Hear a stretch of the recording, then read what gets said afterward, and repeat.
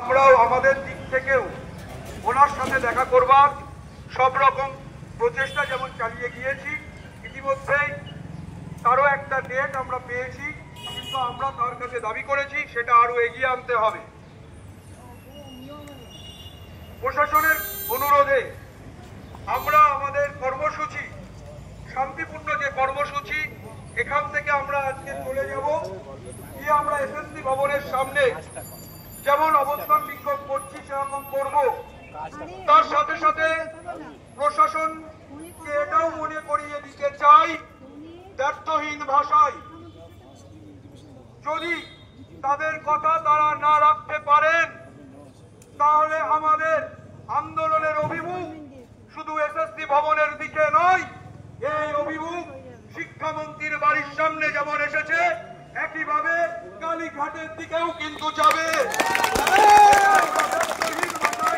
আজ আমরা জানিয়ে দিয়ে গেলাম।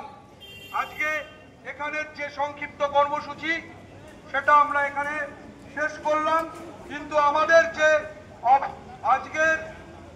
যে অবস্থান কর্মসূচি যেটা এসএসসি ভবনের সামনে চলছে সেটা অনির্দিষ্টকালের জন্য, সেই অনির্দিষ্টকালের জন্য সেটা চলবে যতক্ষণ না পর্যন্ত রাজ্যের শিক্ষামন্ত্রী, এসএসসির চেয়ারম্যান আমাদের সাথে আলোচনায় বসবে এবং সদর্থক ভূমিকা পালন করবে। অনুমানের ভিত্তিতে নয়, অনুমান দিয়ে কখনো কাউকে দোষী প্রমাণ করা যায় না। যা আইন বিরুদ্ধ, তা সংবিধান বিরোধী। পরিষ্কারভাবে আজকে জানিয়ে গেলাম।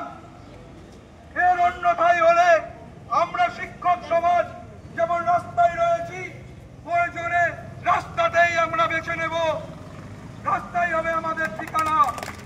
এর জন্য দায়ী থাকবে এ রাজ্যের শিক্ষা দপ্তর, এ রাজ্য সরকার। আজকের মতন এখানে আমাদের কর্মসূচি শেষ করে আমরা আবার ফিরে যাব এসএসসি ভবনে, যেখানে